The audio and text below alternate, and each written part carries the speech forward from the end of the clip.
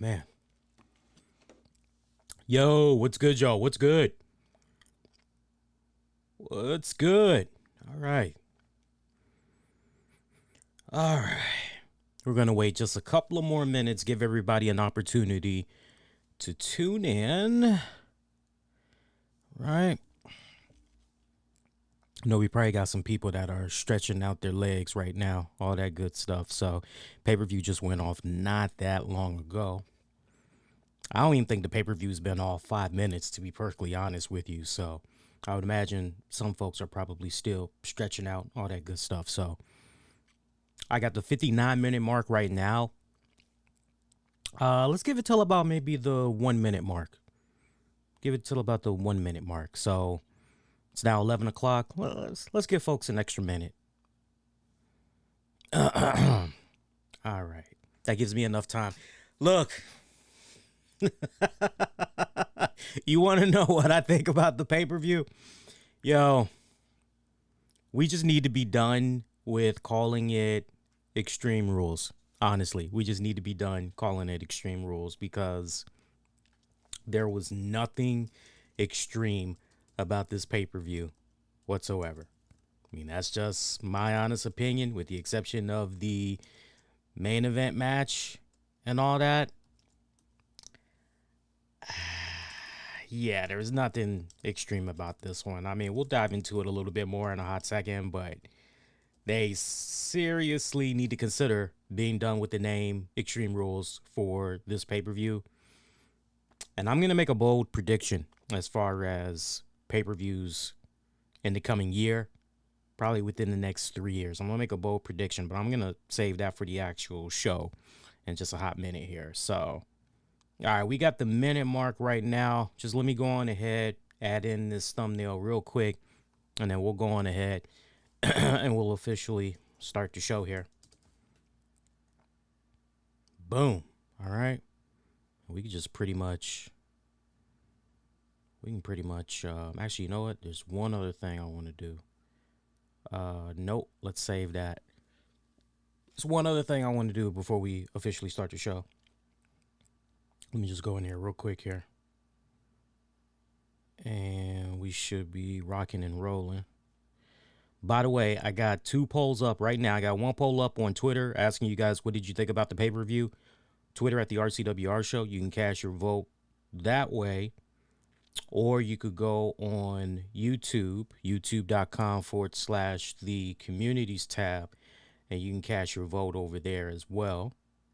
Okay, now we are pretty much ready to go, y'all. All right, so let's go ahead. Let's start the show here. See how our audio is. Audio tests, nice and booming. All right, countdown, 3, 2, and 1.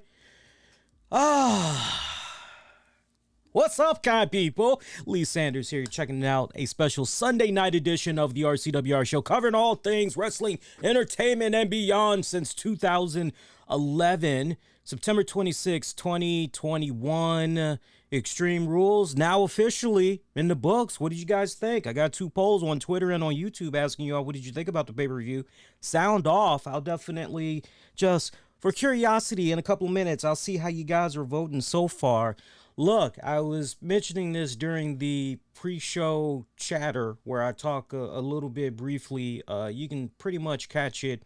Twitch, YouTube, all the video stream outlets will basically have the little bit of pre-show chatter. As folks that check out the audio version, I pretty much cut all that out. But as I was telling folks during the pre-show warm-up, I think going forward, WWE needs to strongly consider this pay-per-view being Extreme Rules. They need to just consider being done with it, at least for their main WWE superstars, at least having that be a pay-per-view associated with the Raw and SmackDown brands. Because, and I agree with the amount of people that were complaining tonight about the fact that, going into this pay-per-view, nothing extreme about this pay-per-view whatsoever. Where's the ladder match? Where's the hardcore anything goes match? Where is a tables match? Where is...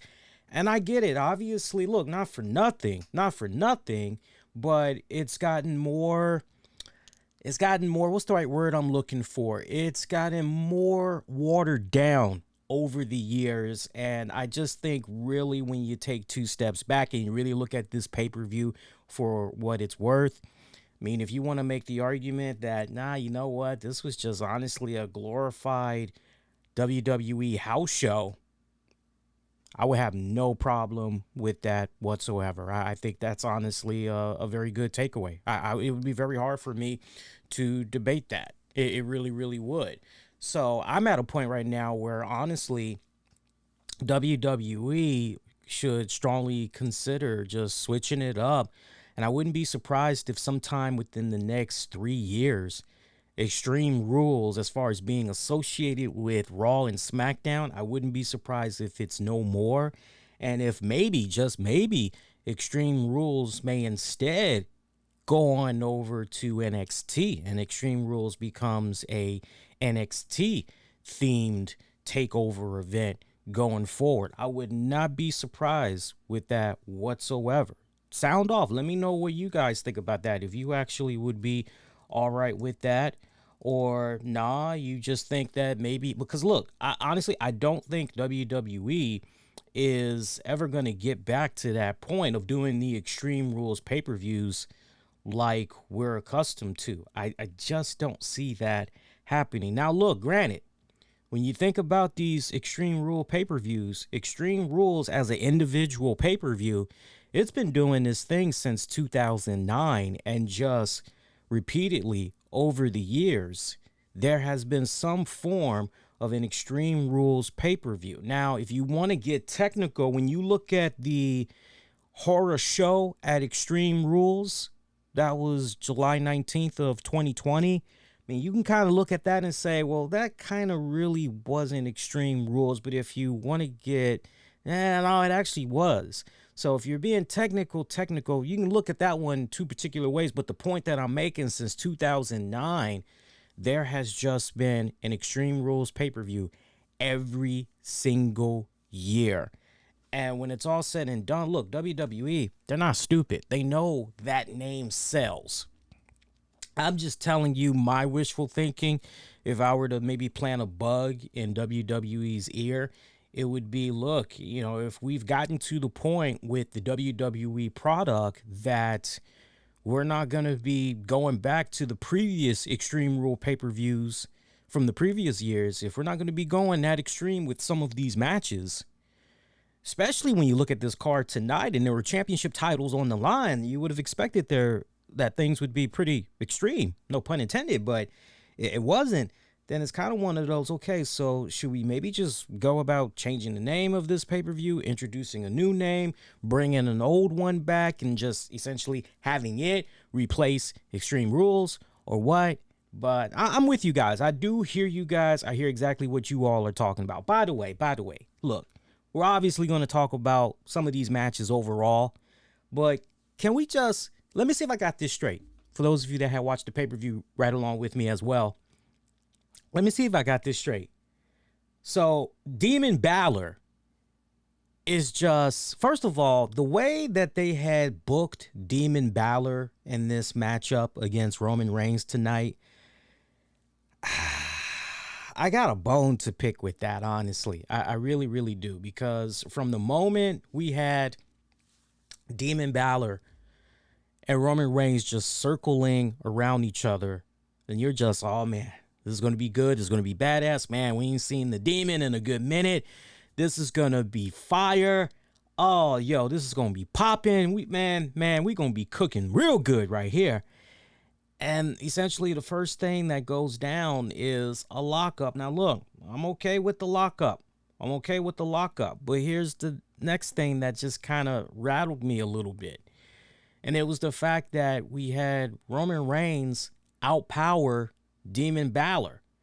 And I just couldn't help but throw my hands up. And wifey was actually watching this with me. I couldn't help but throw my hands up. And she's like, what? And I told her, I said, not really smart to do this out of the gate, because if this is Demon Balor, he should be on this natural high. He should be on this, he should be on another dimension. He should be on another plane Roman Reigns should essentially not be able to really touch him right now as far as strength goes and all that, because Balor has tapped into this dark place. He has tapped into this magical aura that he only taps into once but so often. And this should literally be a case where, nah, this is the demon. This is not regular Finn Balor. This is Demon Balor. And right down to the point, the wrestling style should have just, like, compared to regular Finn Balor, it should have just been drastically different right here. And so for me personally, and I'm a stickler for detail, I just feel that they dropped the ball big time here with Demon Balor, right down to the point. I've been saying it for years on this show. I've been very vocal about it for years on this show, which is the way that Demon Balor should have always been approached.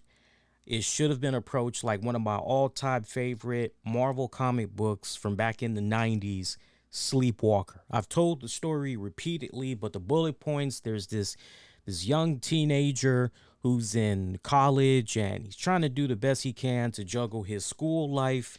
He's got a relationship going on, got this nice cute girl that he thinks highly of and everything, and he's also a superintendent at this apartment complex. So anytime something needs to be fixed, I mean, you pretty much name it, he's pretty much there. He's pretty much doing the damn thing, as a landlord basically.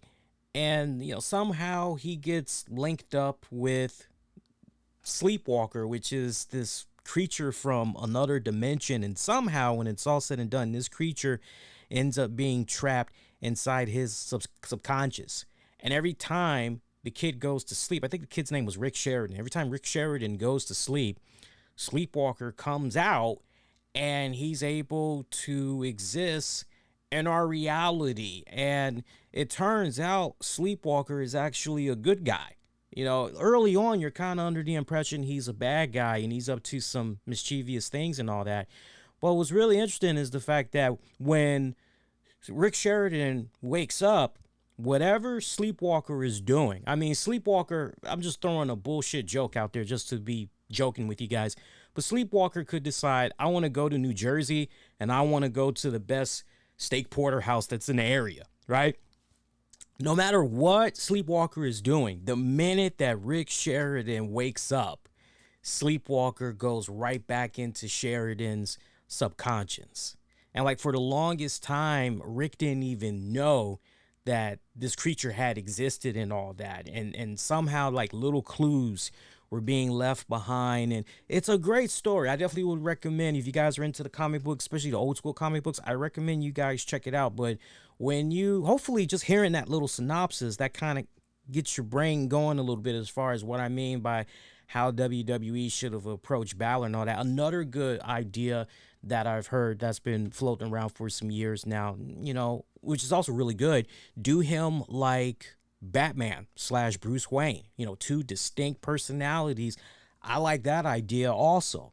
But I just felt that the execution for Balor going into this matchup, it should have been laid out quite differently from the minute that they really had opened this up and everything.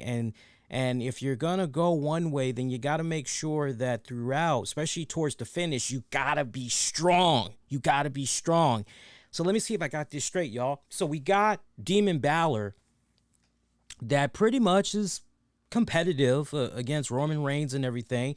We get some critical moments there where it appears as though Demon Balor is coming pretty damn close to becoming the new Universal Champion. Usos get involved. They're pretty much laying a hurting on his ass.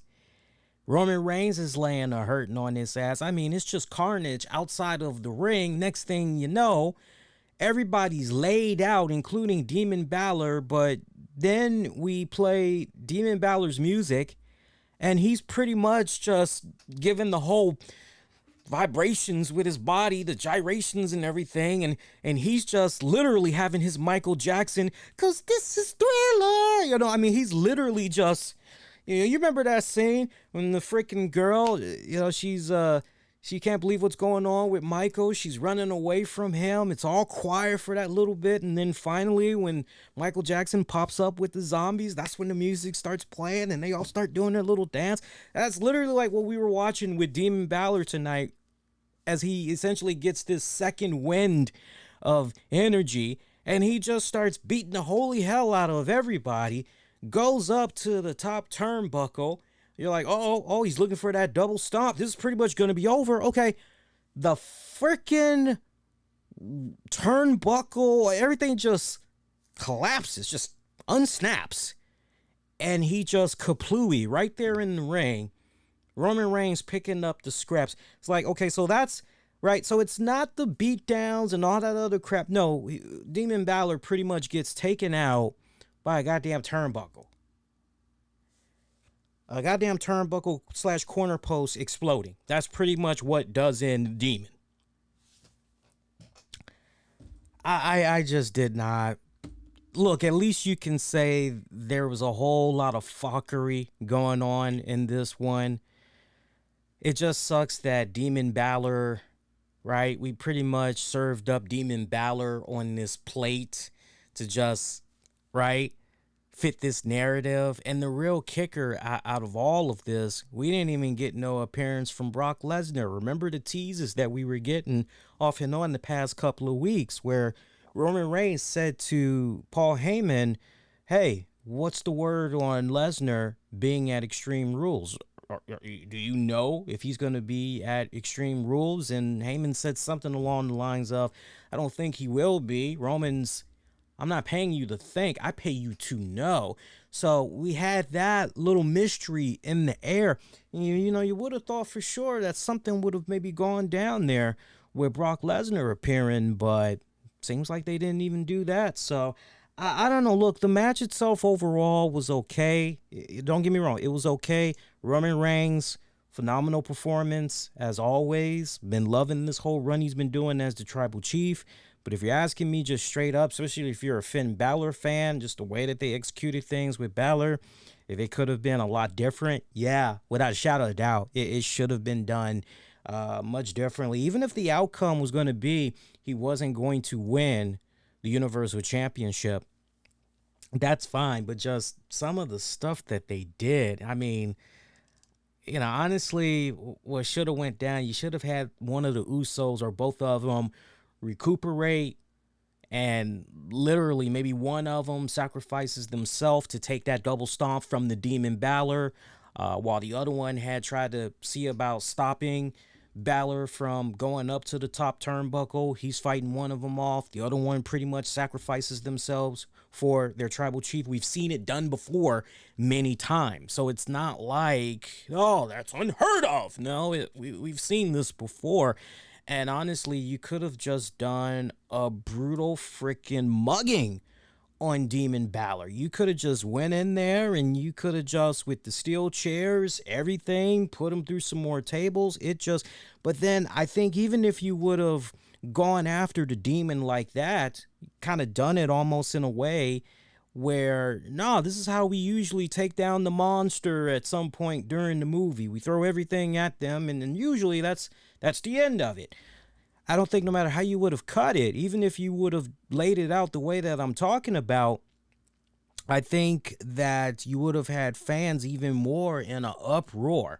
Fans are already going to be salty about this finish, but they're going to be willing to let it pass. But if we would have gone anywhere near the direction that I'm talking about, people would have probably been linking it up to what went down with The Fiend and Seth Rollins good while back. Y'all remember how that, and everybody looked at that as the ultimate burial of The Fiend Bray Wyatt. I would imagine a lot of people would link that with Demon Balor if it went in the direction that I'm suggesting. So, you know, it depends. I know some people will kind of like some of the stuff that I said. Other people may be, and bring up some of those points I just laid out. But now, at this point, I just hope that going forward, this is the last time that we've seen Demon Balor for hopefully not as long, but Demon Balor is gone for a couple of months. I still feel that the Demon has a lot of potential, a lot of untapped creativity potential that WWE just got to really take a step back and just really work hand in hand with Balor and really have it take off to the heights that we all know as fans that it really can live up to be and everything. By the way, something that I saw which was pretty funny in this main event that a lot of people were, cracking jokes, making fun of, but none of them had the hindsight to go, wait, why is he really wearing this? What's going on here? At one point during this brawl between Roman Reigns and Balor, we saw Roman Reigns put on a mask, and it was kind of cool how they went about it, because once they got outside and Roman was on the offense having his way with the Demon Balor, this was way before Usos had even got involved in everything.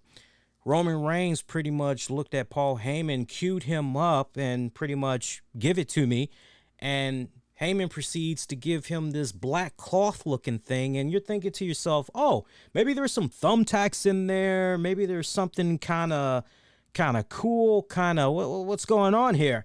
And it just turns out it was just a COVID mask. So Roman Reigns puts this mask on, and he's just, him and Balor, they're just going all over the arena, beating the crap out of each other. And ultimately, action finds his way back inside the ring, and Roman just conveniently takes his mask off. Now, I got a bone to pick with Roman Reigns in regards to that latter part. I'll come back to that in a hot second.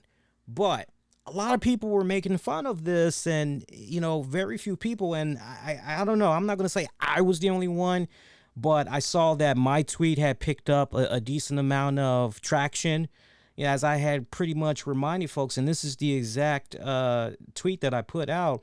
I said, Roman said, I don't want no COVID. I'm wearing a mask. Don't blame your brother. Laugh out loud. Compromised immune system he has after all. Hashtag extreme rules. And that had picked up some steam. So I know a lot of people were kind of looking at this. And look, I think there were some decent jokes that were out there before the people that were just being a dick about it. And they were trying to, honestly, when you really just take a step back, if you forgot about Roman Reigns' health status, now that I've said that, it's kind of, oh, shit, that's right, Lee. Like, right. So, I think, honestly, if that would have been any one of us with a compromised immune system like that, and there was a spot there where we got to do some type of brawling around the fans, yeah, if we were in that position, we probably would. First of all, everybody's different, but some of us may say, nah, I don't even want to brawl around the fans. Nah, forget that. I'm not even interested. But then there's some of us that will say, well, I got my shots, but I still don't feel comfortable given my immune system and everything. Let me wear a mask, and let's just make sure that you got enough space between myself and the fans. And when you go back and you really look at it, there's a decent amount of space there between Roman and the fans. And I really liked how the security detail did their very best to make sure that fans could not try to get in there and, yeah, Roman, do the whole pat hug, put their arm around him and all that other stuff. Now, some people may have looked at Demon Balor and been like, well, damn, how come Demon Balor didn't wear a mask there? Well, not for nothing, knock on wood, we haven't heard of any particular case where Balor has had some type of a weak immune system or, things of that nature. We haven't heard of him having any type of health problems. So they probably had, I'm sure, ran it by, talked about how things were going to be laying out with certain spots of this match. And I'm sure that part had came about. I would like to believe that the question was asked to Balor, dude, you okay with XYZ? And I would imagine Balor said, yeah, no problem whatsoever. Let's go ahead. Let's freaking do it. Roman, and pretty much what made Roman feel ultimately safer, is that spot right there. But yeah, if you forgot about that, or maybe you just haven't checked out the WWE product in a while, now you know what was going on there with Roman Reigns wearing that mask and everything.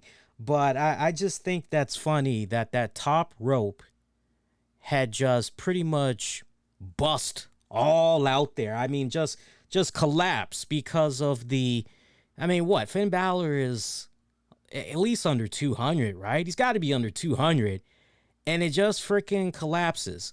Nah, it doesn't collapse over AJ Styles, Omos, Big E, right? Nah, we're not doing anything right there. Nah, right? Or some of the other stuff that happens throughout the night. Nah, it's pretty much gonna fucking explode on a small guy like Balor.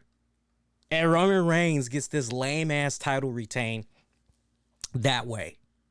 The most hilarious shit I have seen in quite a long time. It's pretty obvious that the Saudi Prince and crew, this is what it's all about, right? It's all about that Crown Jewel pay-per-view event that's going to be coming up Thursday, October 21st, 1 p.m. Eastern, y'all.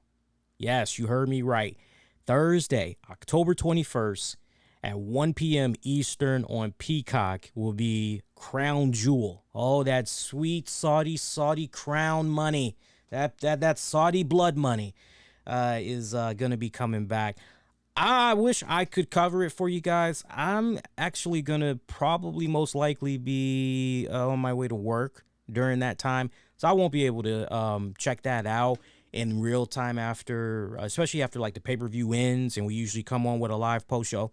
That ain't going to be happening, but I would definitely have no problem checking it out for you guys, and maybe we can do some type of on-demand downloads, pay-per-view recap for you guys with that. So, issues with the stream tonight. I wasn't the only one that was having this problem. There was a decent amount of folks that when it was time to tune in for Extreme Rules. Now, look, I don't know if it was happening during the pre-show.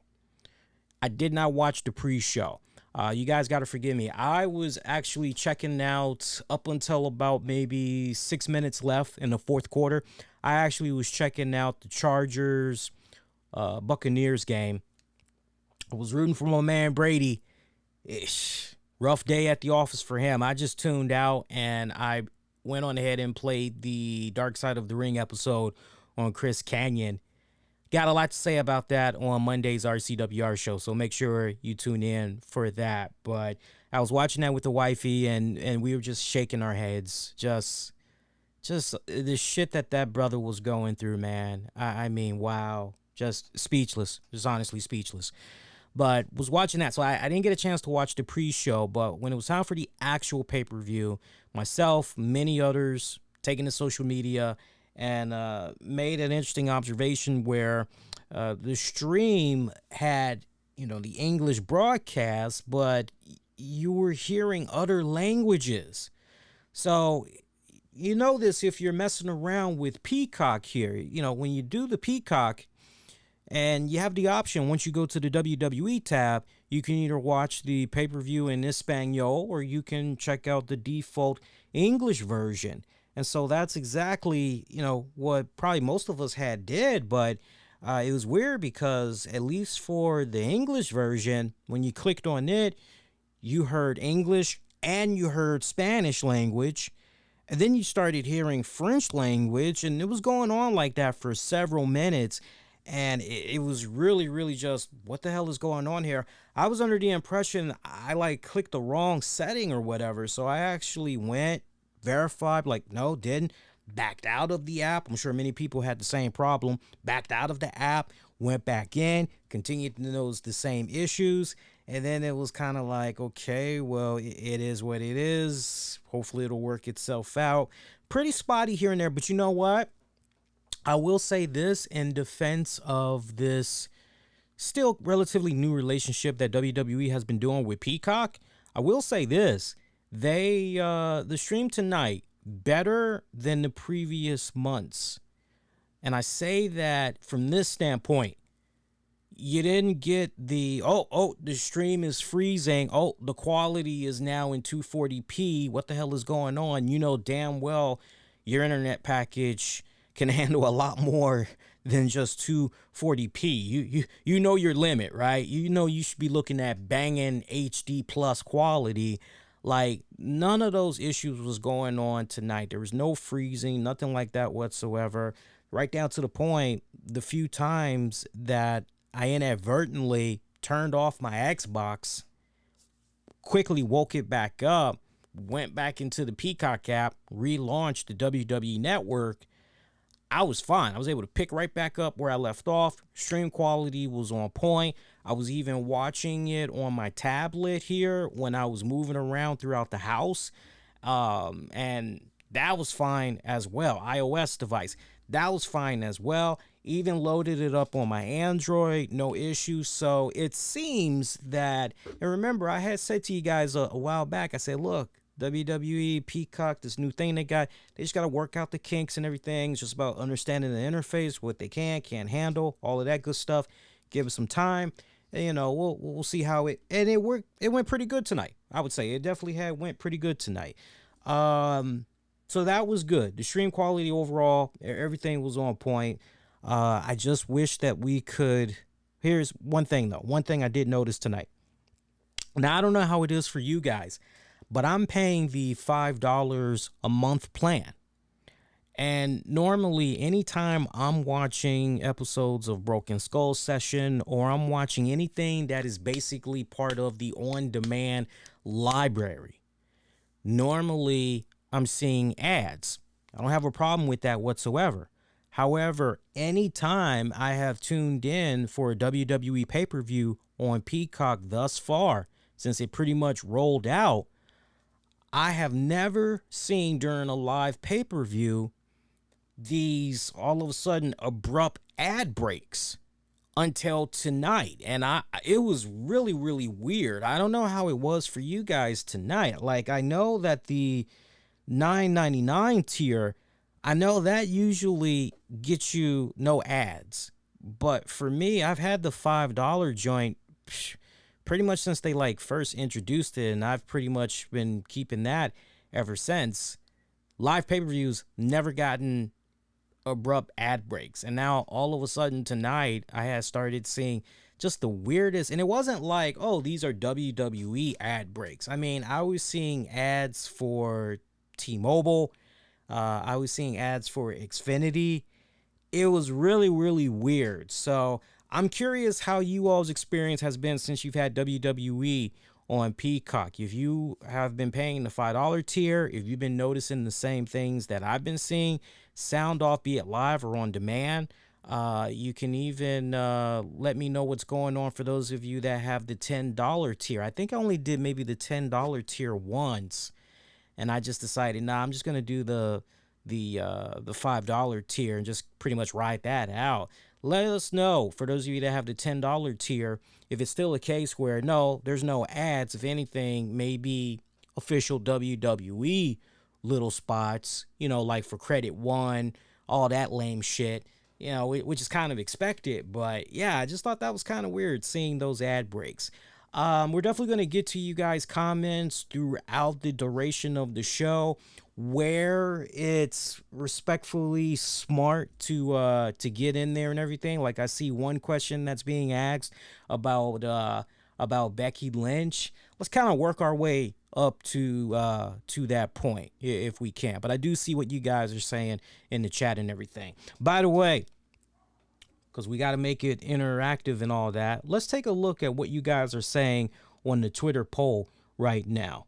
Again, we asked you guys, what did you think about Extreme Rules? And so far, this is via Twitter.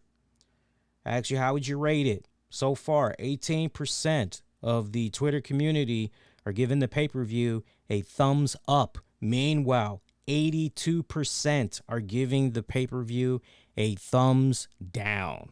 Yeah. Meanwhile, to YouTube, youtube.com/the RCWR show. Click on the communities tab. People are giving, wow, we're tied. We're tied at 50% right now.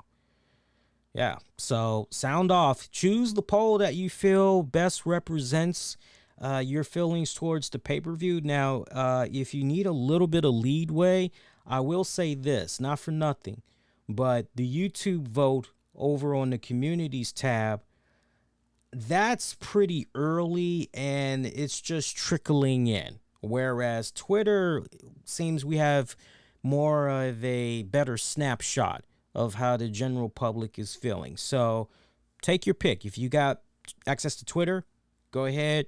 You can vote there. or you want to do the YouTube, you want to represent, do the YouTube instead, do that. But we'll circle back to both of these one more time before we wrap up with the show and everything. All right, so one thing I did like about this pay-per-view that I got to give WWE a lot of props for, one of a few things that I had liked about this pay-per-view. But the main one, I like the fact that this pay-per-view ended before 11 p.m.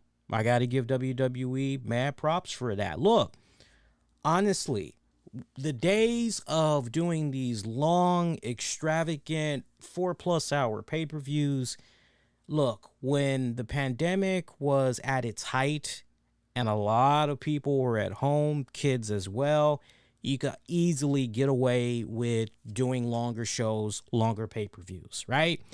But now, since things are starting to get back to normal and everything, we're kind of wrapping it up a little early and everything. So I like the fact that this pay-per-view ended a few minutes. It was actually probably about 6 minutes before the 11 o'clock hour over here on the East Coast. So I like that. That's actually pretty good.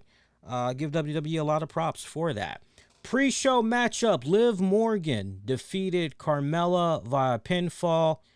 Match went 7 minutes, 52 seconds. Once again, I did not see that. As I told you guys, I was checking out the Dark Side of the Ring on Chris Canyon. So, from what I kind of understand, there was a lot of love there for Liv Morgan.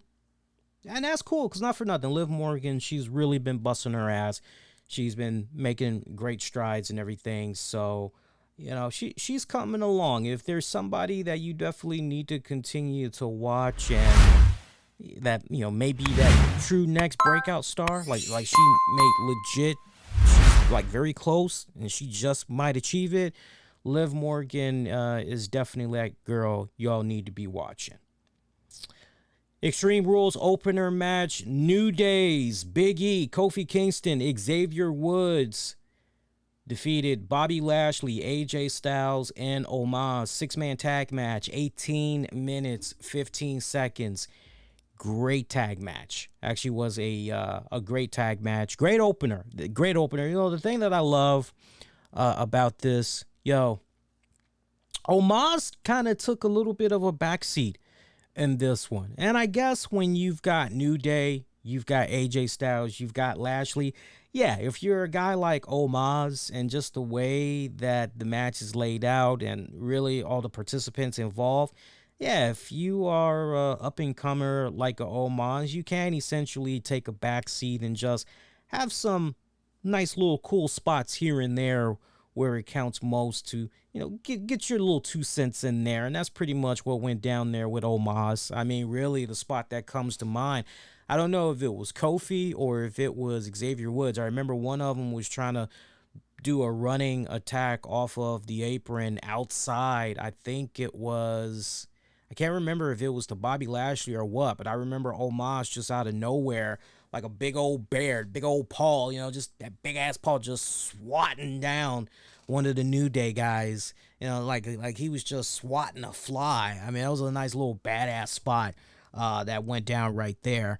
But excellent chemistry between all of these guys. Lashley, I tell you what, I really love the fact that even though Lashley is no longer the WWE champion, anytime that you see this man involved in something, you just got to continue to watch. You got to continue to see what this guy is going to do. And I got to tell you, I was really concerned there when MVP got pulled there. At least I'm just telling you the optics. I'm not saying it's official. I'm just saying for now, it would appear as though no MVP with Lashley right now. And I was a little bit concerned about that because I just felt that MVP, Lashley, they just clicked so well. They rubbed so well off of each other. I just really felt that not really one would suffer without the other, but they just make things more interesting. It's like for some people, French fries is okay by itself. For others, nah, man, I got to have the ketchup with the French fries, or I got to have the honey mustard with the the honey mustard with the French fries, or I gotta have the ketchup with the French fries, or hell, I gotta have that good mayo with the French fries, right? And Lashley has actually been doing pretty damn good on his own since Lashley and MVP have kind of parted ways, so to speak, at least for now. But I think they're going to be reunited very, very soon and all that. But any match that this guy has been involved in post losing the WWE Championship, he just continues to be that menacing, intimidating, very imposing force. And he just makes everything look so fucking good. He's continuing to go in there and being a beast. And I got to give Lashley mad freaking props for that. Mad props for that. But yeah, he definitely made it very, very interesting tonight. Now, closing moments of this matchup here, AJ Styles decided he wanted to get himself tagged in, as Lashley pretty much was looking to end this, but Styles decides, nah, I got this. Take a back seat. Watch me do my thing. And they were doing a little bit of trash talking. AJ Styles tries to look for the phenomenal forearm, and right as he's about to do it, Lashley decides to tag himself back in. So as this is going on here, AJ's kind of, wait a minute, what the hell? So nice little counter that you see go down there. Big E is the legal guy. Lashley decides to get on in there. He tries to hurry up and do a spear to Big E. Big E sees what's coming. He's already anticipating it, and he pretty much sends AJ Styles running into that spear instead. So Lashley spears the hell out of AJ Styles inadvertently. Big E follows up, connects with the big ending, and picks up the victory there for the New Day. And it pretty much ended like that. Look, also, Big E, I like the fact that we were able to figure out a way to get the WWE Champion incorporated on this pay-per-view, because going into Extreme Rules, it was kind of looking as though, okay, well, nothing's really happening here with Big E. We kept hearing the idea of a Lashley Big E rematch for the WWE title, and some of us were kind of under the impression, well, if something like that is going to go down, surely it's going to go down at Extreme Rules. But no, didn't happen at Extreme Rules, but it is going to be happening in less than 24 hours, as, check this out, opening up Monday Night Raw. You talk about a incentive for checking out Monday Night Raw this week. Opening up Monday Night Raw is going to be a rematch. Big E taking on Lashley for the WWE Championship. And man, just to see the comments, the post comments that came out of this opener tag match from Lashley, white hot, pretty pissed off. He feels that Big E pretty much took advantage of Lashley, his bum knee, doing the cash in pretty much behind his back. He wasn't ready, yada, yada, yada. Yo, you ain't nothing without your boys, the New Day. Fight me man to man. Put that championship on the line. Well, be careful what you wish for, as later on from what we saw, Big E decides, okay, all right, you want to do all these excuses. Okay, well, now you've got less than 24 hours to prepare. You're going to get your title shot. It's going to be opening up Monday Night Raw. So that's pretty badass. I'm looking forward to that. That should actually be pretty damn good. But, I can't help but think about this. On the one hand, I like how Lashley is so fixated on proving to Big E, no, what you did was just luck, son. You're just essentially a one-hit wonder. Yo, I'm going to prove that fairy tales like yours comes to a screeching halt, right? It's time to wake up, smell the reality, deal with what's really going down in the world, right? I mean, there's that whole narrative, right?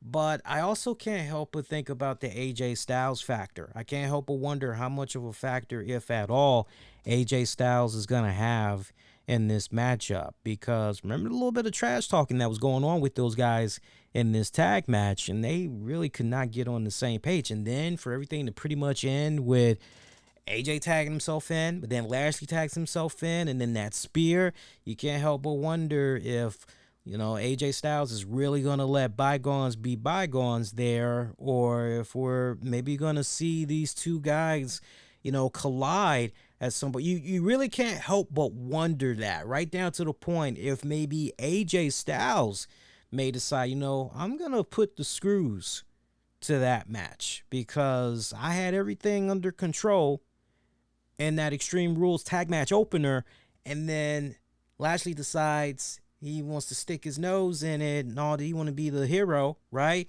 You can't help but think about stuff like that.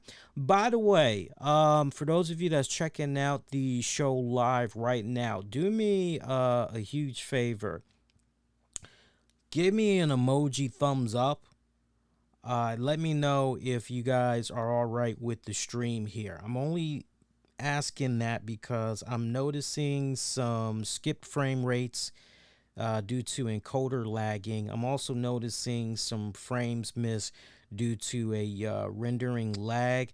I'm trying to see if there's anything else I can close here at my end application wise. I don't have anything else that's opened here at my end. If anything, you know what? If anything, let me try this. But yeah, give me a thumbs up if the stream is actually okay so far. And that would be appreciated. All right. So I just closed a couple of things. That should kind of help. We'll see. But yeah, good opener right there. Usos retaining their SmackDown tag titles over the Street Profits. That was another damn good opener of a matchup, following up from what the New Day had did and all of that. So one excellent tag team match, and we pretty much go into another excellent tag team match. Damn good. Usos defeating the Street Profits to retain their SmackDown tag titles. 13 minutes, 45 seconds. Banger. Just a banger. Really for me, when I look at this matchup, I just can't help but continue to double down on my man Montez Ford. Montez Ford, I see so much upstock in this young brother. I really, really do. I see a lot of great future success with this guy. And I'm just at that point right now where, honestly, look, I know a lot of people, they love the Street Profits and everything, but I see more value right now in Montez Ford as a singles competitor, just as he is right now. I would just love to see what this guy could do as a singles competitor. Now, look, I'm not saying you got to break up the Street Profits. I'm not saying that. You could easily just pull a New Day. There'll always be a team anytime, right? Something comes along, Survivor Series, or you got a draft that's coming up. As we've seen with some of these drafts from time to time, a Raw superstar will make a guest appearance on SmackDown and vice versa. So I'm not saying you got to break up the Street Profits whatsoever. But Montez Ford, I mean, you'd be lying if you didn't think that the guy definitely has a future breakout career as a singles competitor. And I just really, really enjoyed him, and his work tonight with the Usos particularly. Don't get me wrong, Angelo Dawkins, pretty good as well and everything, but I'm just paying attention. Look, I appreciate the fact that Angelo, he's gotten more slimmer. He's not as husky as he used to be and everything. But, you're just kind of looking down the road there, and hell, for all I know, y'all, I might be pulling Lee Stradamus on y'all. For all we know, Street Profits could very well get split up. We got that draft coming up this week. It very well could happen. So, we'll wait and see what happens here. But, I kind of feel as though if you were to split up the Street Profits right now, you do have some seeds that's been planted. I'm just saying, you do have some seeds that's been planted. After all, Usos and Roman Reigns beat the holy hell out of Montez Ford when Angelo wasn't there, as he was off at a friend's wedding or whatever. So if you wanted to maybe take that and incorporate that in the storyline there, you could definitely do that. You could definitely do that. Especially if you were trying to set something up there where Montez is maybe a little bit salty, about the fact that he pretty much was fighting a good fight, and when it counted the most, his boy wasn't around and all that. You could definitely, if you wanted to spin that narrative, but if you ask me if it's still a little too soon to maybe split those guys up, split is such a strong word, but just calling it for what it's worth, I still kind of feel it's a little bit too early. Maybe a year from now, maybe in a year from now, you could probably do a little something, but yeah. What else could we talk about with this matchup, by the way? Because this was actually pretty good. By the way, the Ohio crowd, pretty good, but they definitely let their voices be heard on some of the stuff that they kind of weren't really feeling. So, Nationwide Arena in Columbus, Ohio. Decent little crowd there. What more could I say about Street Profits and Usos there, by the way? Another good match. One thing that was kind of funny though, and you just knew that it was like bullseye. Montez Ford early on when you saw his ribs were bandaged up. I mean, you just saw that and you pretty much just knew, all right, we get the idea. We know what this story is going to be all about. At some point, they're going to be focusing on those injured ribs. The Usos are on Montez Ford. By the way, that was a sick-ass spot that one of the Usos did to Ford outside the ring where they kind of did this, I don't know if you wanted to call it a back exploder or what, but the way Montez just crashed on his back and he just let out a shriek. Oh, he sold that perfectly. That was a nice little spot that he did right there. Good shit right there. I love that. But this was excellent. Both of these tag teams, they flowed very well together.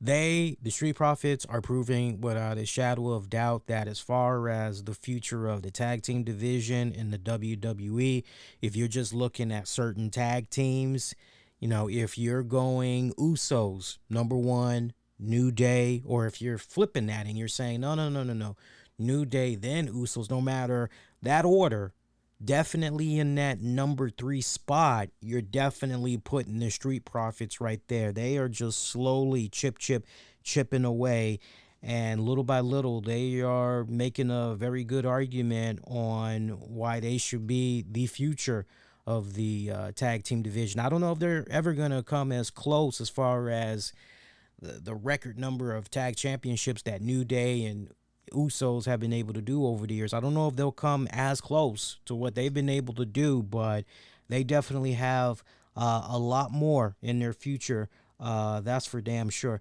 Heck of a match. Great start of something that's honestly pretty beautiful. Now, things go south. Raw Women's Championship match, Alexa Bliss, Charlotte Flair. Lord have mercy. This is where I'm probably going to piss off a lot of Alexa Bliss fans. Sorry, y'all. Got to live up to that show creed motto, though. Keeping it honest, insightful, and interactive. And that's what we've been doing since 2011. Charlotte Flair defeating Alexa Bliss to retain the Raw Women's Championship. 11 minutes, 25 seconds. Look, man. I'm going to say something that's probably going to be pretty harsh for some Alexa Bliss fans. It's probably going to make some of them go out of their way, say some stuff on social media, leave some comments. Look, I'm like this. If you want to debate, have a healthy debate, help me see your point of view, I am all down for that. Maybe there's something that I'm not seeing that you all that are especially Alexa Bliss fans are seeing, and you can kind of point me in that direction, and I'll take a step back and I'll sincerely look at it. I'm all up for that. But let's have that open dialogue, right? You respect my opinion, I respect your opinion. But man, I just feel that what I saw tonight, Alexa Bliss, overrated. Overrated. Yo, look, don't get me wrong. What she was doing initially with the whole Firefly Funhouse joint with Bray Wyatt, all of that was badass. I loved it. And then when the weird shit went down at WrestleMania, and we were kind of under the impression that Lilly's now into this whole dark force, what's going on here, and she pretty much betrayed Bray Wyatt. We thought maybe we were going to be seeing, two evil forces jockeying for dominance in the WWE, so to speak, and that never materialized, sadly. And you're just like, okay, what the hell? And then once not once Bray was gone, but the longer that Bray was gone, it just kind of seemed like creatively things were just kind of starting to hit stalemate with Alexa Bliss. Then we start doing this whole Lilly thing, and it was kind of, I'll admit, it piqued my curiosity.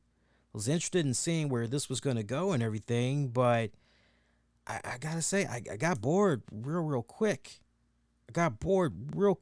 Hey, I'm happy that the Lilly Dow, if it was selling like hotcakes, great. You're selling Lilly merch, great. Make that money. That's what it's all about. Obviously, and I can look at it also from this standpoint. Those that do like this whole Alexa Bliss stuff, especially with the Lilly Dow, hey, more respect to you, because when it's all said and done, this is being aimed at a very specific targeted audience. This is very specifically for, maybe the teens, maybe the young kids. Okay, fine. For a grown-ass man or woman to be all in this, you're like, yeah, okay, you really shouldn't care, right? So when I've been seeing this stuff with Lilly and Alexa Bliss, I haven't been taking it personal. I haven't done like some people. You notice the people on social media, they just constantly, they'll just bash, they'll shit on it. They'll call it every single dirty name in the book. And you notice whenever I'm tweeting about the shows, I don't do stuff like that. I try to focus on the stuff that is worthwhile, that is entertaining, that's good, even if it's a funny little moment or whatever. But as far as an in-ring competitor goes, I've always felt that Alexa Bliss, very limited. I've always felt that way. At the same time, I felt that there was a lot of potential, but that she was also extremely limited with what she can do in the ring. And Lord knows there's been many an occasion over the years where some type of a concussion or injury has gotten the best of her, and that's pretty much derailed her for a little bit, right? So going into this matchup, I mean, this was just pretty much Charlotte Flair. I don't know how it was for you all, but the optics for me, 2 cents from a distance, Charlotte Flair was doing all of the goddamn work in this matchup.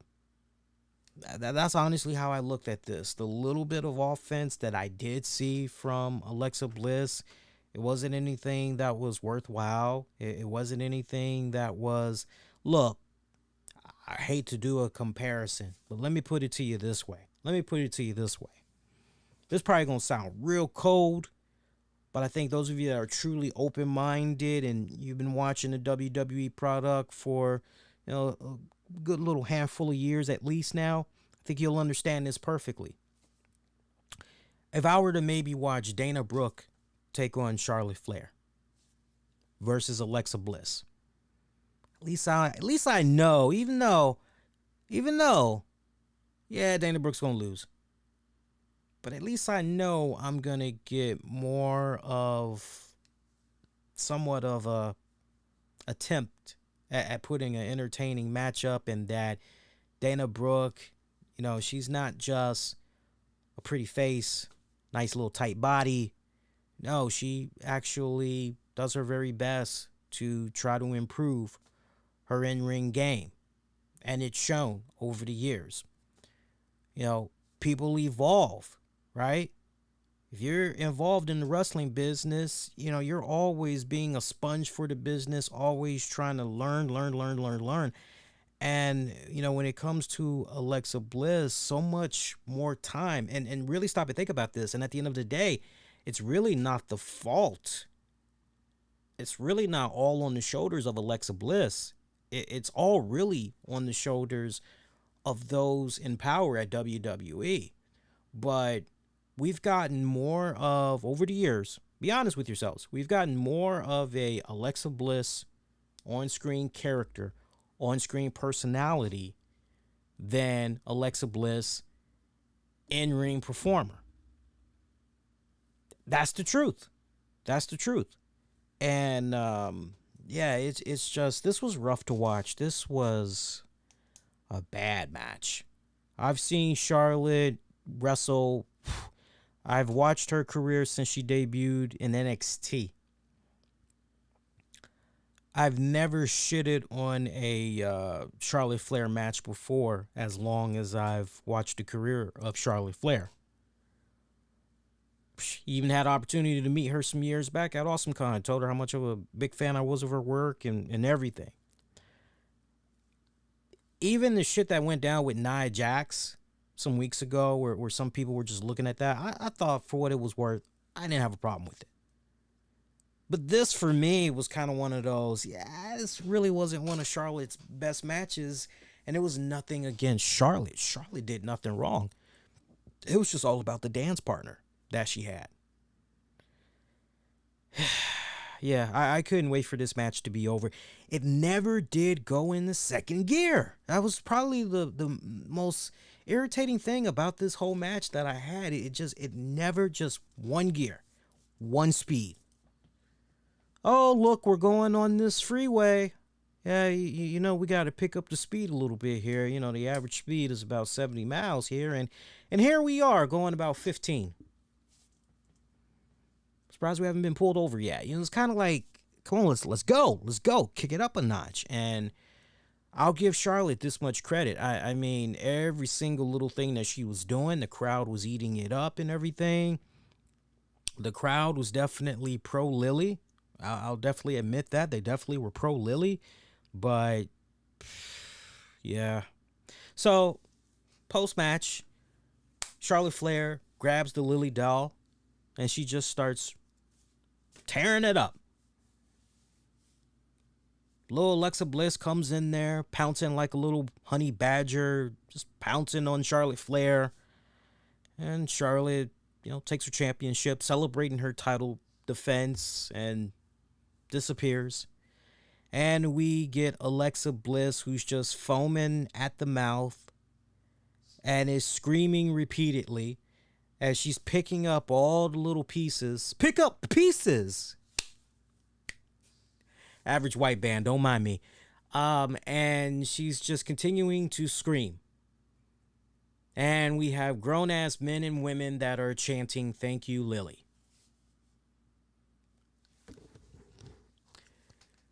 But wait.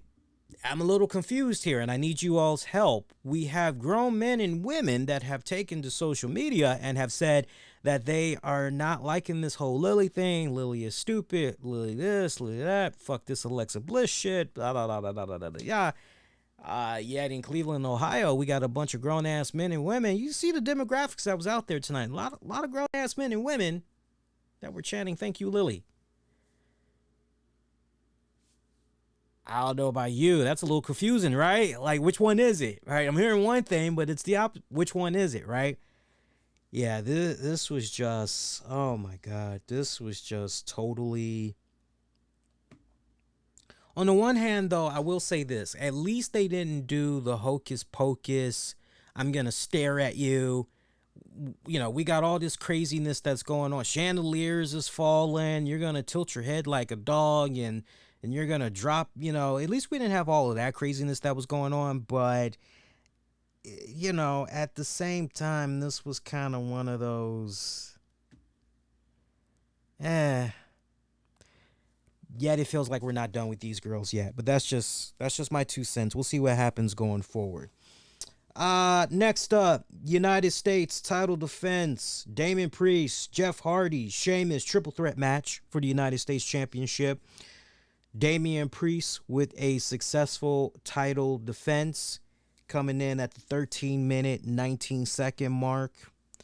Damn good triple threat match. Damn good triple threat match. I love this. I love this. This was good. This was really, really good. Jeff Hardy getting a lot of love there from the Ohio crowd too, man. I was definitely feeling that. I definitely was feeling that. I think the right guy went over. Damian Priest still pretty early on here in his career as the United States champion and everything. And this was honestly a really good high-profile match for him. You know, what better way to not only have him retain, but, you know, build up his cachet even more by having him in a match here with these two greats and everything. You know, they're continuing to be on a roll here with Damian Priest. And I'm glad that it opened up and it became a triple threat, because originally it was going to be Damian Priest and Sheamus. And I'm glad that Jeff Hardy got added into the mix, because that's a whole new layer. That's a whole new element. We've already seen Damian Priest and Sheamus a couple of times. So the fact that we were able to get Jeff Hardy added in there, love that. I freaking love that. I also love the fact that at many points, Jeff Hardy, it seemed as though he very well could have became the United States champion. I love that whole element of a surprise that a title change could have very well have happened tonight. And the fans were just salivating at the idea of a Jeff Hardy United States championship run there. I love that. I definitely love that. It just goes to show you that no matter how people may feel about currently what's going on there with Jeff Hardy, when it counts the most and they see that it looks as though Jeff Hardy just might, shot in the dark, he's got a chance here.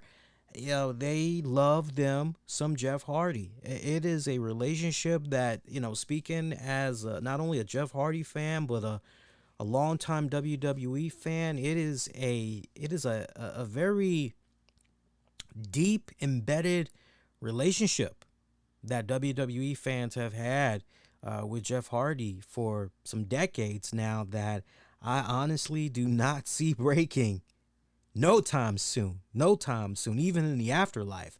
I don't see it happening. So good stuff right there. Priest with the W there. Very smart. Got no problem with that whatsoever. Now, we'll talk more about the draft on Monday's RCWR show, but I just kind of feel at this point, with the way things have been set up, I just feel as though maybe Sheamus is getting ready to go maybe over to SmackDown. That's just kind of the vibe that I'm getting right now.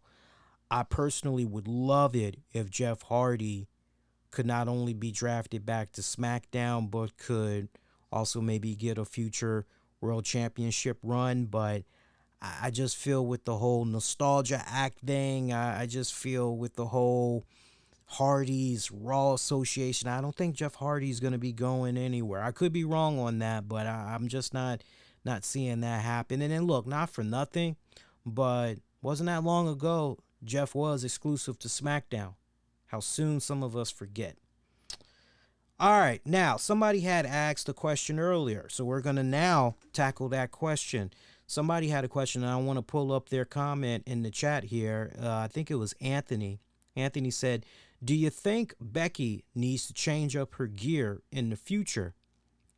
Maybe the pants and the top, like Sasha has in her gear. So in case you missed it, you know, in the next match that we're talking about, it is Bianca Belair taking on Becky Lynch for the SmackDown Women's title. So Becky Lynch, if I were to kind of describe what she was wearing tonight, it was basically somewhat of a semi-white version of the black attire that she normally would wear when she was the man. You feel me? So, I mean, look, I gotta be honest with you.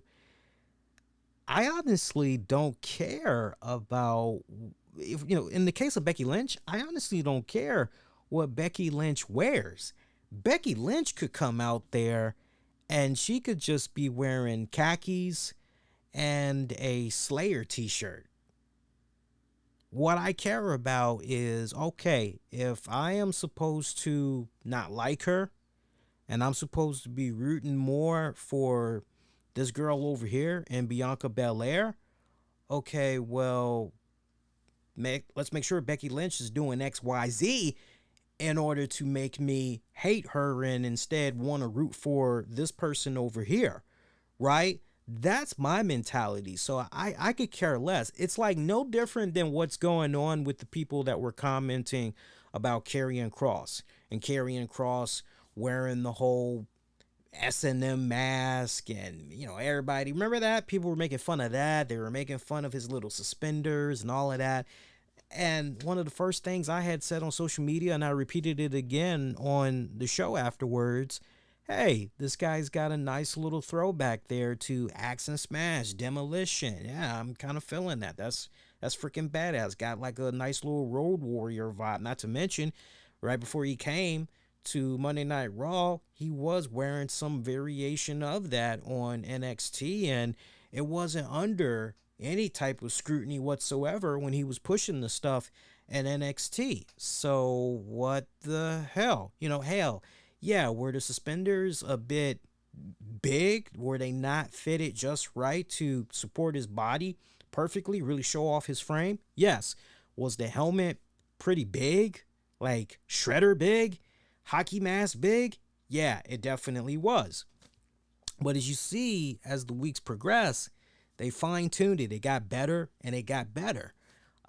So, everybody was tripping over the way Karrion Kross was dressed. It's like, the hell with that. Like, I get the points.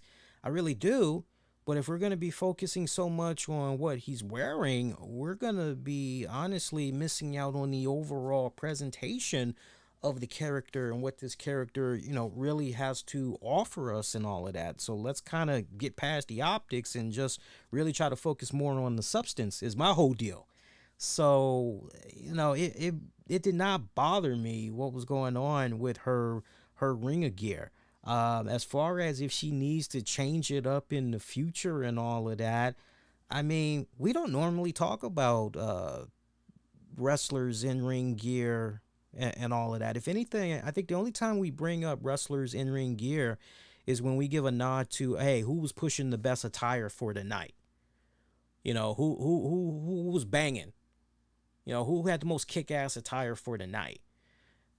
For me personally, just kind of looking at tonight, I still got to go with New Day, especially now that all three members were matching, and I'm surprised it continues to not pick up traction.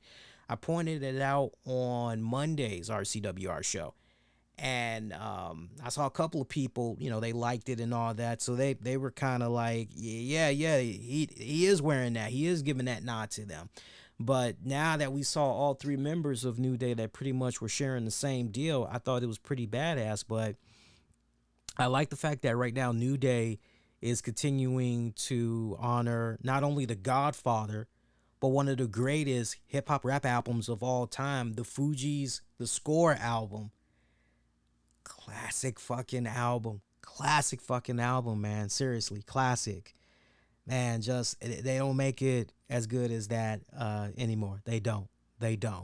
So I love that tonight, just seeing all three of them, now matching. Whereas I think on Monday, I think Big E was just, then again, if you were to tell me, no, all three members of New Day, they were wearing those same colors, fonts, and logos and all of that, I missed it. I sadly wasn't paying attention. But I almost want to say it was only Big E that was pushing that. So attire-wise, those really stood out to me as banging tonight. Finn Balor's stuff, of course, that was killer fucking good. Just, yeah, I remember telling wifey tonight, I said, I saw something maybe last year, and y'all that's Finn Balor fans, you know exactly what I'm talking about. Some years ago, well, not years ago, but maybe like last year, maybe 2 years ago, some special was done, and they were talking with Finn Balor. I want to say it was a Finn Balor story, and he was showing off his best friend slash business partner, if you will, who always does the job painting his body and all of that. And that takes a significant amount of time. And I remember I was telling wifey that, and she was like, yeah, I would think so, that it takes a while for him to get all of that set up. I'm like, yeah, it does. Like, we ain't talking about no Jeff Hardy Sting face paint. This is a whole, he needs a couple of hours to get this shit in, right? To work on this. Because I think it's a combination of airbrush, right? Correct me if I'm wrong, guys, but I think it's like a airbrush or air gun, basically, like a paint gun, combination of that, and maybe like hand in the traditional brush that they got to do for Finn Balor whenever it comes to that whole demon gimmick and all of that. So, but yeah, we normally don't like they should change their. We normally don't talk about stuff like that. We don't. I'm just thinking, like, over the years, if there was ever, I don't even think when Roman Reigns was beginning the whole heel persona, I don't even think I was even talking about he's got to change his look. I don't think it was until after Roman Reigns had did an interview where he said, because some question was asked, are you going to switch up your ring attire?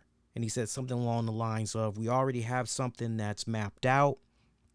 We're going to be very slow and meticulous about this, but all in due time. You're going to maybe see some new color schemes. You're going to see this. You're going to see that. And so far, based on what everything Roman had laid out in that interview, it's been a bit slow, but it's been happening in phases and all of that. So, but Bianca Belair, Becky Lynch, phenomenal matchup that these girls had. Look, I don't think anybody could really shit on this match because, one, Bianca Belair went into this match not only looking like a legit threat, but she definitely went into this not looking like a passover compared to what all had went down there at WrestleMania. Now that we've seen that it's Becky Lynch that's actually the heel, and Becky Lynch is pretty much continuing to chase after her, I don't have a problem with it whatsoever. I know a while back I had said something along the lines of, I wish Bianca Belair could go back to being that true EST, that baddest bitch that we remember down in NXT and everything. But, I was quickly reminded once I officially saw what was going on with the Becky Lynch character and how Becky is having Bianca chase after her for the title. As I've always said on this show repeatedly over the years, the chase is better than the catch. And so I'm liking seeing Bianca chase after Becky Lynch right now. This was great, though. This was great. Led to a DQ finish because Sasha Banks pretty much had got in there, started beating the holy crap out of Bianca. Becky Lynch looking on, quite pleased and everything, thinking that her and Sasha Banks are on the same page. She's got an ally there in Sasha Banks, giving her a thumbs up and all of that. Nah, Sasha had a couple of cans of ass whooping to give to Becky Lynch as well. So this was, leading up to it, it's a great match. The fact that we went out with this DQ finish, placement of it and all that, makes a lot of sense. Makes a ton of a lot of sense. We've got Sasha Banks back, who's trying to prove that, what this girl Bianca Belair did to me at WrestleMania, nah. One hit wonder right here. I got a receipt I got to cash in on her ass here. Me and her ain't done, not by a long shot. All right, I like that whole element that we got going on there. Then we got that imposing threat there from Becky Lynch. Man, I mean, you just add in these three girls and all the current ingredients that we got going on right now, and we've got ourselves here an instant classic of a future triple threat match that's going to be going down. So I'm liking this. Belair is continuing to look like an established star, be built up as an established star, and with this great supporting cast that we have right now, and Sasha Banks and Becky Lynch, working with her right now. If you're a Bianca Belair fan, nothing but good will come from out of this. So just continue to sit back, my people, and enjoy the ride. Enjoy the ride. So good stuff right here. What more do we have to say in regards to the Finn Balor Roman Reigns Universal Championship match? I don't really think there's anything else more, because I mean we pretty much had opened up the show talking about that matchup. I'm not sure about this one. I'm not really sure about this one from a couple of standpoints. I think ultimately what really mattered the most when you look at this matchup is the fact that the amazing track record that Demon Balor has whenever he's appeared. So the fact of that aura going into this match, that, you know, something legit could actually happen here. There really could be a title change here. But then at the same time, you're reminding yourself, well, wait a minute, all the matches, you know, there was no special, no DQ, no this, ladders match, tables match. Yeah, no special little shit like that was going on. This was the only match that was an Extreme Rules match. So pretty much anything can and will happen in this match.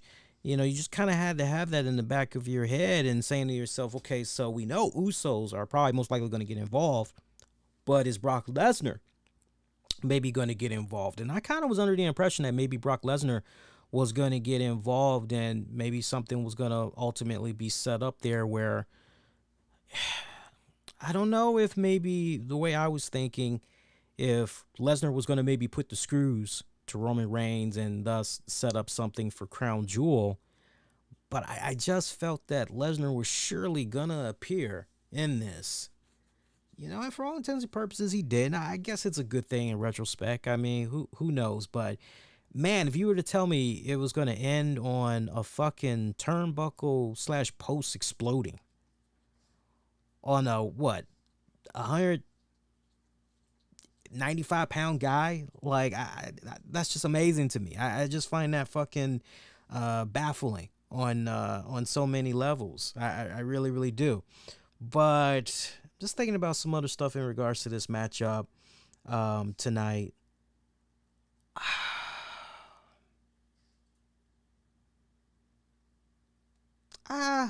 Fun match. Fun match. Thinking about the show overall, I'm not really sure as far as Extreme goes. Like I said earlier, yeah, the lack of Extreme, it didn't really help this pay-per-view overall. They got to do something with the show's name, because ain't nothing extreme about it. You know, you got to at least have some Extreme Rules, or, I mean, here's an interesting idea. If there was ever a time to bring back the Raw Roulette Wheel, why not do something where you bring back the roulette wheel, and when it comes to these matches that's on the card, why not let it be a case where you either spin the wheel, and whatever gimmick it lands on, you know, it could be a tables match, it could be a chairs match, it could be you know, the participants know they're going to be facing each other, they just don't know what type of a match it's going to be. Or if you really want to do something pretty freaking cool, I mean, that would be, wow, that would be pretty interesting. But if you really wanted to do something pretty cool, you could do a better job in utilizing social media, and you could make it be a voting option, you know, kind of like way back during the Cyber Tuesday pay-per-view day, Cyber Sunday pay-per-view days. You could do a voting joint all throughout social media. Let the fans vote. Pretty much tally it up. Get your screenshot that way and everything. Hey, folks, use the hashtag, or, you know, if you got Twitter, go to da-da-da-da, or, you know, however they got to do it. But you could also incorporate maybe something like that to figure out what the gimmick match is going to be.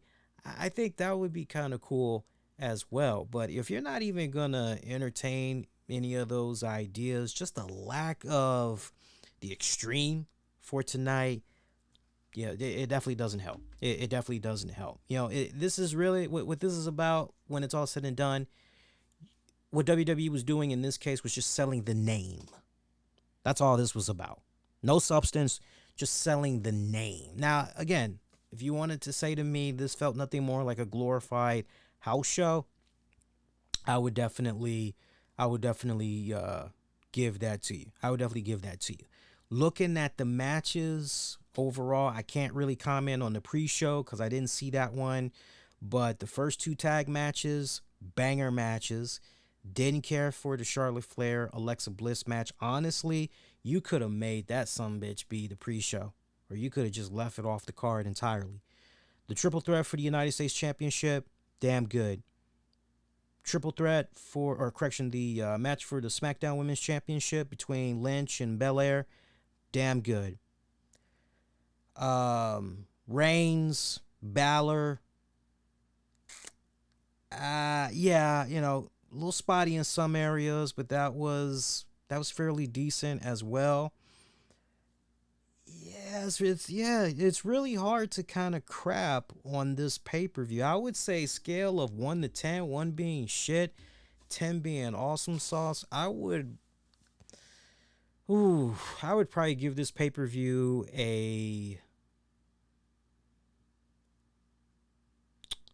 I'd give it a 7 out of 10. I can't go any higher. I can't go any lower. I think if that Charlotte Flair Alexa Bliss match, and I think that's two ways we need to look at that. If we're going to include factoring in what I saw of the Bliss Charlotte Flair match, 7 out of 10. If I'm pretending I didn't see that match and I'm just, it doesn't exist, then it's an 8 out of 10. It's an 8 out of 10.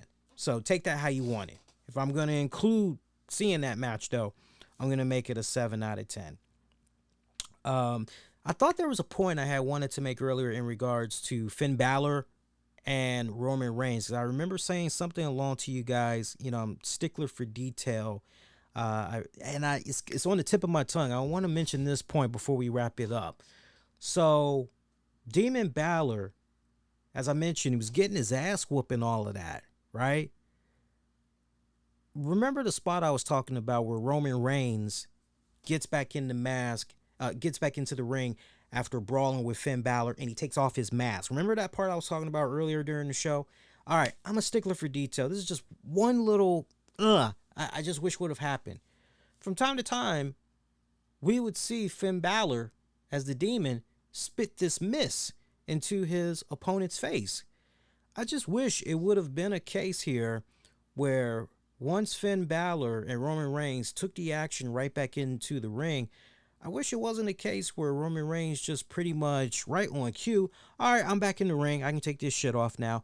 No, I wish instead Balor would have freaking been pounding on Roman Reigns and just, you know, they're brawling, all that good stuff. Maybe Roman Reigns is kind of choking on the Demon a little bit, and the Demon just all of a sudden, you know, somehow rips Roman's mask off, sprays this mist, and then that's how you can pretty much get right back into the thick of things and all of that. I just kind of found it a little bit irritating that as soon as they got back into the ring, he just instantly rips the mask off, and it's like, what the hell?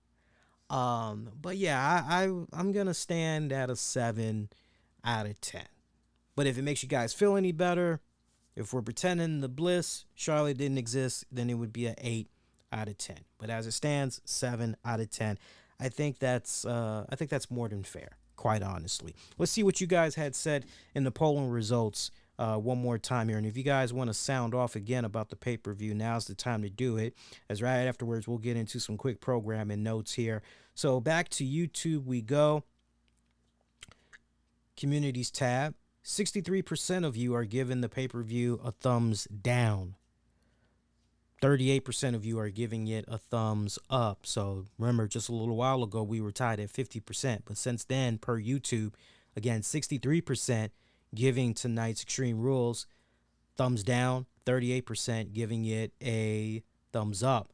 Meanwhile, to Twitter, at the RCWR show,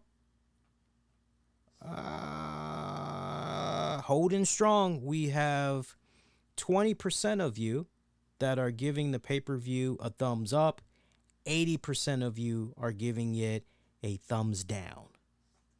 Pretty unanimous there. I'm seeing with you guys. Pretty unanimous there. Yeah, very interesting. So some quick programming notes. Monday, new RCWR show will be live after Raw goes off the air. That's going to be a phenomenal show, so make sure you tune in, check that one now. I'm actually on a little bit of a mini break from work.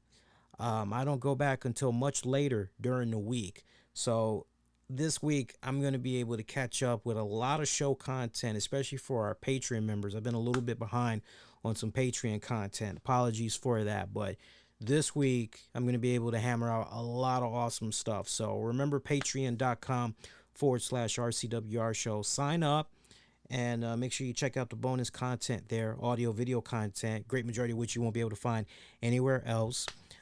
Tuesday, we're going to have a new NWA Power for you guys. I love the feedback I've been getting from you guys too in regards to NWA Power. Whether you've been reaching out to me via DMs or emails or even just leaving a comment, there's been a decent amount of you guys that's been saying, Lee, just leave the NWA Power show by itself as it is. Appreciate that. There's really hardly any voices out there talking about the NWA product just by itself like you. Keep it up. So that show is going to remain intact. I know there was a couple of you guys that have voted on a poll I did about a couple of days ago. But yeah, for the foreseeable future, NWA Power, that's going to remain as a standalone show. I don't think it makes sense right now to cover NXT 2.0 on a weekly basis, especially when we got all these new faces that we're trying to get ourselves familiar with and all this other stuff. So I think for the time being, unless it's a special show, like maybe the NXT World Championship is on the line or something like that, I think it kind of makes sense to just be sporadic with doing some NXT 2.0 post shows. I think you guys would definitely agree that makes a lot more sense. Wednesday, we'll have a new RCWR show. That'll be covering Dynamite Fallout. We'll go over key points of what went down with NXT and everything. So great lineup of shows that we got set up all for you guys this week, including stuff that's going to be released on Patreon beginning Monday. So a lot of good stuff that we got coming up. I see a comment that's coming in from, let's see, give credit here. Rui is saying, I feel that WWE is screwing the demon gimmick as they did the Fiend.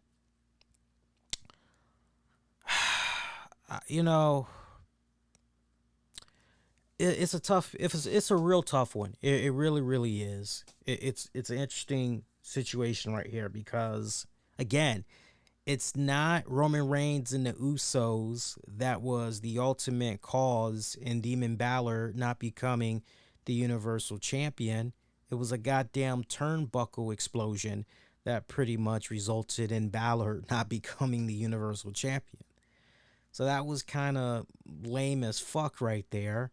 Doing the whole Thriller music sound effect there, giving him a second burst of wind or whatever the hell you want to call it. That was just kind of, I don't know who the fuck thought of that. That kind of seemed like either a Pritchard or a McMahon move. I just thought that was kind of cornball silly right there.